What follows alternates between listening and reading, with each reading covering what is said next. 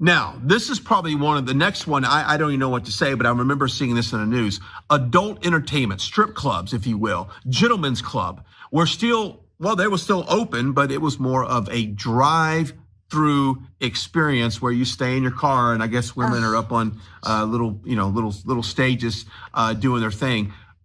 It's ridiculous. It's ridiculous to begin with. I'm going to say this is one of the things that COVID should have shut down and kept shut down is strip clubs. Good point. And the very fact that COVID forced the strippers out in public where it became drive-through stripping, that is appalling to me. I wish COVID had shut down all strip clubs permanently.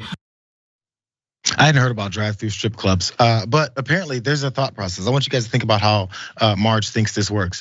COVID should have shut down strip clubs for good, as if COVID is this government entity that's going and shutting things down. COVID is what's spreading in folks and killed tons and tons of people, and then actually kept people from going out and doing normal day-to-day activities, frequenting certain businesses, and those went out of business because of a lack of customers and a lack of money flowing through.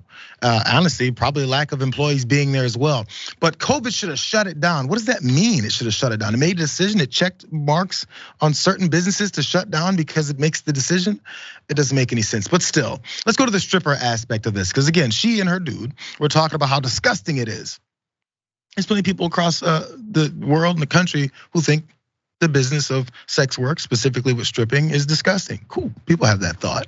But they usually don't participate in it though, much. You could consider male strippers therapists who don't charge by the hour. We laugh at you, you got no skill when it comes to dancing. Can you take an average guy like myself and give me a few? I'm really famous for the lawnmower kind of move, but that's not a little while ago. It kind of dates myself like in the 80s. But can you show an average guy like me that I can go out and say, you know what, I think I can kind of be a thunder from down under. You got the vest here, so we're going to take it off slowly, do it seductively. So we're going to go 1, 2. Okay, I'll tell you what. Let's Justin. Okay, let's go. So we're going to go 1, 2, 1, 2, 3, 4, 3, 4, and then 5, 6 up the top. 5, 6, and then 7, 8. 7, 8. Okay, and then we're going to You go save a horse, ride a cowboy. You go chuk chuk, bang. Not anymore. Well, not anymore. You don't. And you've got your shirt on too. Yeah. That usually comes. Give me that. Yeah. All right. Just a fun interaction. By the way, his name is Brian Glenn, and that was from his reporting days when he wasn't afraid of strippers. I guess maybe male strippers he's not afraid of, but he's afraid of female strippers or even their existence or their ability to work in that field. That's where the problem lies. Or is it that he's on Marjorie Taylor Greene's podcast and he's her boyfriend now, and therefore he has to carry that same water? But no, it's always so cool and fun to do these news packages and interact with disgusting subhuman strippers. As long as you're not pushing any kind of political agenda, then you go back to your nonsense. So there he was doing that. And if that wasn't odd enough, apparently there's other old footage that also found Glenn in drag. Oh my God, watch. I could tell you, I think a lot of people are up now. They're all hashtag I am up. Of course, come and check it out here. Starts on Saturday. I'm kicking these shoes off, but I may keep the pantyhose on. It does feel kind of good, actually. I'm not going to pee in them, I promise. The pantyhose feel good. There's Glenn in drag, full on dress, pantyhose, as he pointed out. I assume some heels, the hat, everything. They're all dove right in. Now, by the way, we've heard this from multiple conservatives that talk about how disgusting people that dress in drag are, and not even until they're discovered. Then after it's discovered, they say things like what Marjorie Taylor Greene said about her dude that was in drag. She says, "I'm literally LOLing." She points out that Brian Glenn dressed in drag for Morning News in Dallas years ago, reporting on an upcoming local theater production. And the morons over at Patriot Takes thinks this is an attack. Brian loves the throwback and is reposting it. The left is so stupid. Okay, they're always so close. They're always so close with these whole things. She pointed out how he was dressed in drag and he was having fun with it.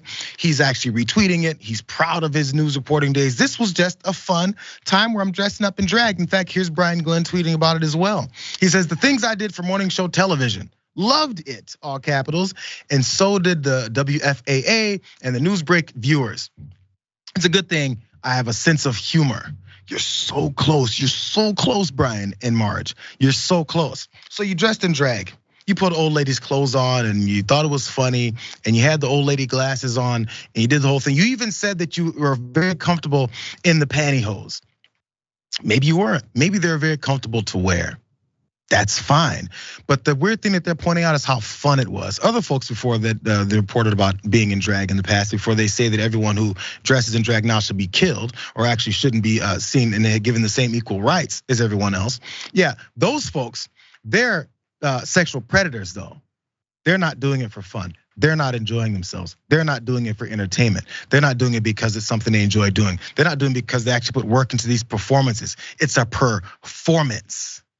But when you do it, it's fun. The WFAA viewers loved it. I was having some fun. I put on some pantyhose. What's the big deal? It's just me.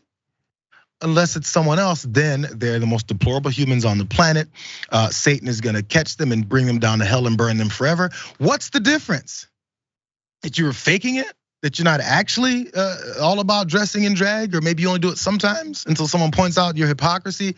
Then it's, oh, well, that was me. You guys aren't supposed to actually care about what I do. I did it for fun. You guys do it for whatever made up reason I want to give. Oh, I can say the same thing.